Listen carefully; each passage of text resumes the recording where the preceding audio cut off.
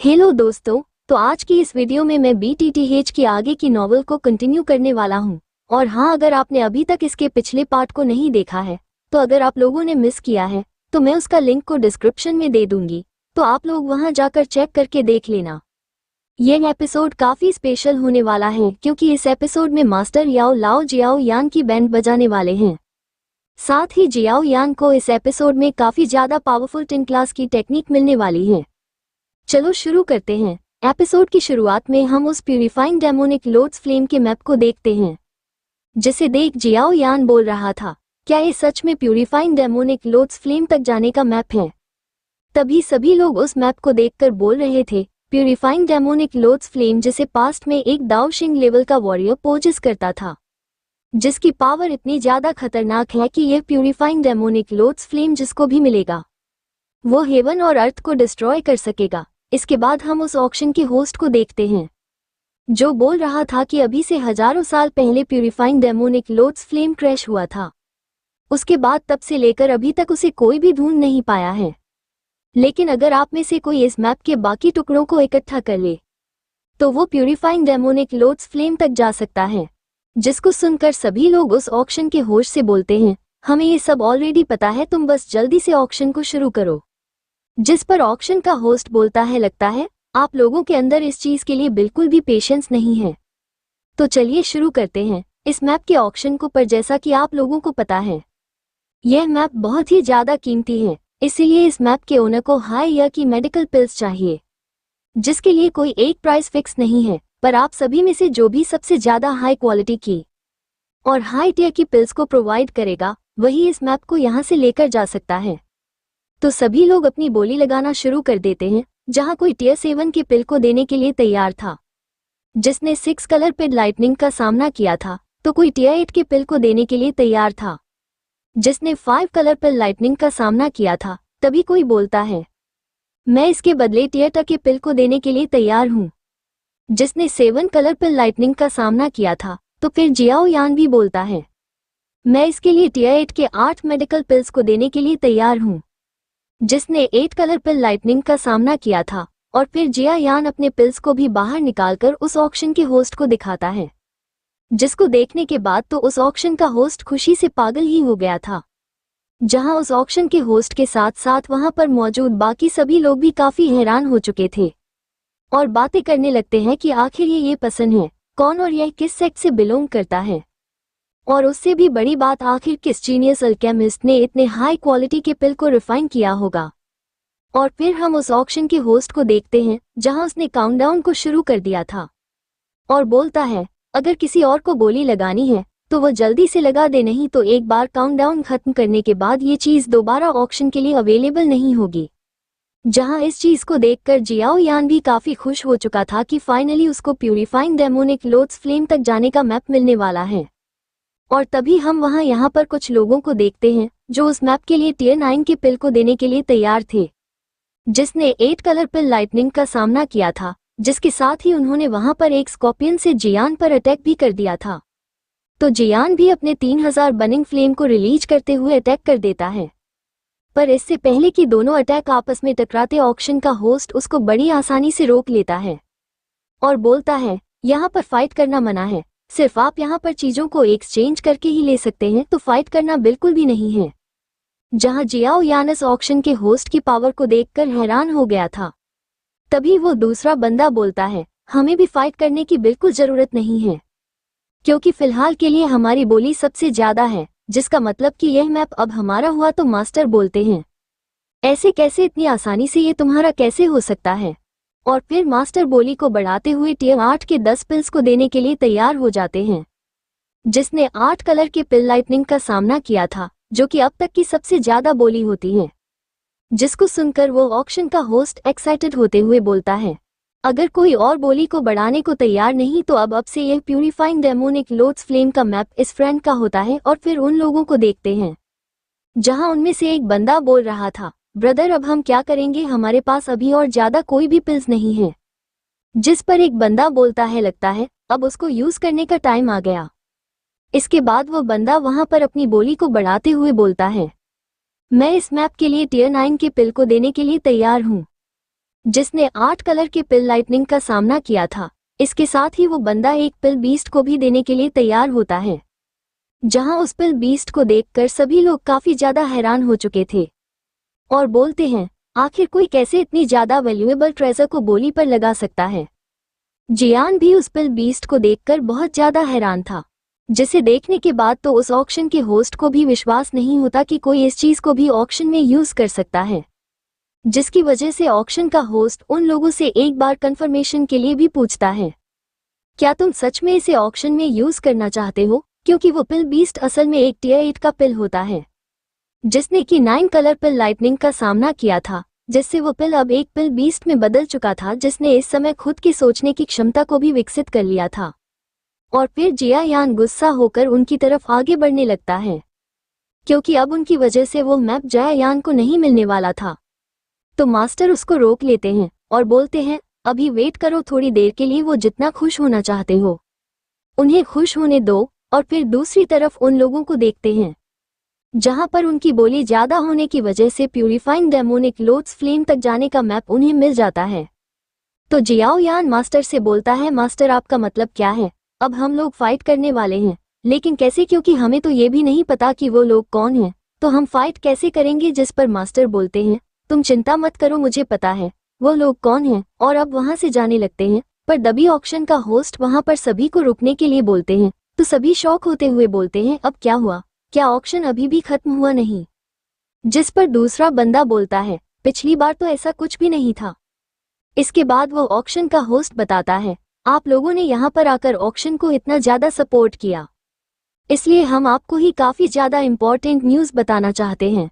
Finally हजारों सालों के बाद लेजेंड बुद्धिस्ट एंट्री एक बार फिर से अपीयर होने वाला है, और जिसने भी बोधिसत्व हट को अब्जॉर्ब कर लिया वो सक्सेसफुली दाओ जून से डायरेक्ट दाओ शिंग पर ब्रेक थ्रू कर लेगा, जिसके बारे में जानकर सभी लोग काफी एक्साइटेड हो जाते हैं। तो जियाओ यान बोलता है ये नाम तो कुछ सुना सुना सा लग रहा है। जिस पर मास्टर जियाओ यान को बताते हैं बुद्धिस्ट तो एशियन ट्री इस दुई की कॉन्टिनेंट का पहला हेवनली ट्रेजर है, जो हर बार 10,000 साल बाद अपीयर होता है, जिसके बोधी हट को एब्जॉर्ब करने के बाद कोई भी दाओ शेम पर ब्रेक थ्रू कर सकता है। इसके बारे में एक स्टोरी भी है कि एक बार एक कल्ट था जो दाओ जून के 2 स्टार पर अटक गया था और उसका कल्ट आगे नहीं बढ़ रहा था, और फिर उस बोधी हॉट को अब्जॉर्ब करने के 5 साल के अंदर ही उसने दाओशे पर ब्रेक थ्रू कर लिया। इसके बाद से सभी को इस बुद्धिस्ट एंट्री के बारे में पता चल गया, जहां जैसे जैसे लोग उसके बारे में जान रहे थे एकदम पागल हो रहे थे और बोलते हैं बुद्धिस्ट एंट्री सबसे ज्यादा रेयर ट्रेजर्स में से एक है, जिसके बारे में जानकर कोई भी पागल हो जाएगा। और फिर कुछ लोग उस ऑक्शन के होस्ट से पूछने लगते हैं क्या आप हमें उस लोकेशन के बारे में बता सकते हैं।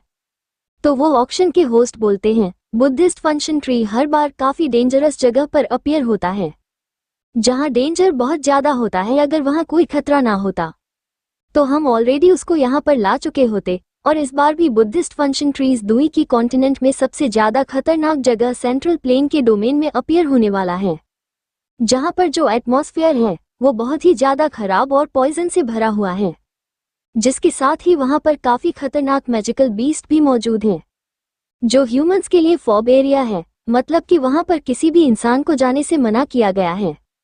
और फिर हम मास्टर और जियाओ यान को देखते हैं, जहां वो बड़ी मजे से नहा रहे थे और जियान बोलता है मास्टर व स्कॉर्पियन सेक्ट वाई बंदे ऑलरेडी काफी समय पहले यहाँ से निकल चुके हैं।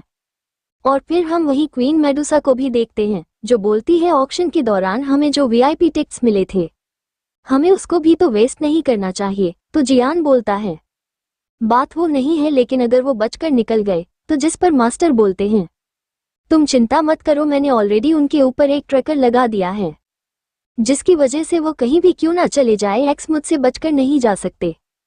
इसके बाद हम सभी लोगों को एक जगह पर देखते हैं, जहां पर मास्टर बता रहे थे कि वो जो तीनों लोग थे वो सभी क्लाउड रेन सेक्ट से थे, जिनको थरी घूस स्कॉर्पियन डेमस के नाम से भी जाना जाता है।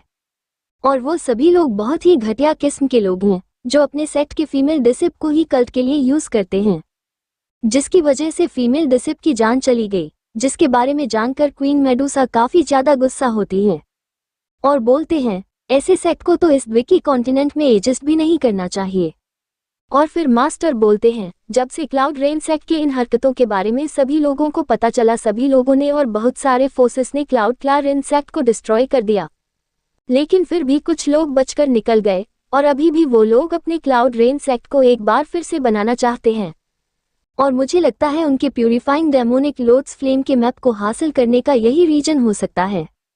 तो जिया यान बोलता है, मास्टर अगर ऐसी बात थी तो आपने उनको मैप लेने ही क्यों दिया?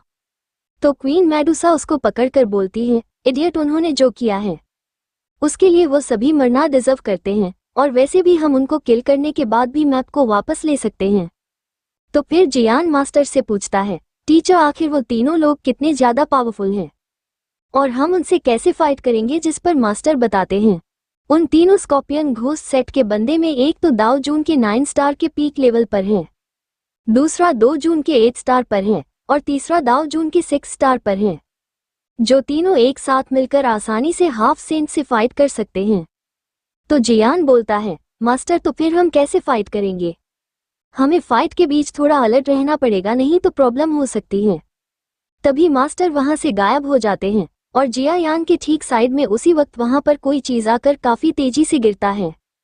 और फिर जब वहां का आसपास का फॉग दूर हटता है तो हम देखते हैं वो कोई और नहीं बल्कि उन 3 क्लाउड रेनसेक्ट के बंदे में से एक था। और तभी एक और बंदा भी आकर गिरता है, जिसके तुरंत बाद वो तीसरा बंदा भी वहां आकर जमीन पर गिरता है, जिसे देखकर क्वीन मेडुसा और जियान दोनों ही हैरान थे।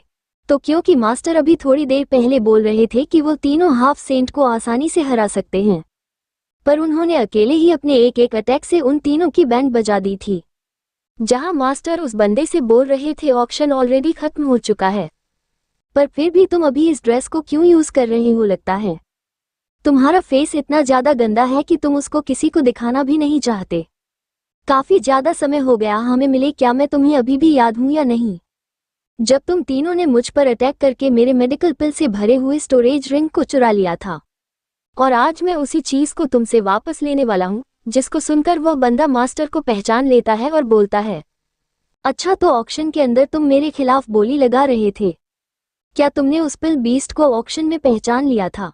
तो मास्टर बोलते हैं, हाँ, मैंने बिल्कुल पहचान लिया था, लेकिन सिर्फ तुमसे प्यूरिफाइंग डेमोनिक लोड्स फ्लेम के मैप को लेकर मुझे नहीं लगता हमारा हिसाब बराबर होगा। तो क्या इसलिए तुम खुद वो मैप मुझे देने का कष्ट करोगे या फिर मैं खुद ले लूं?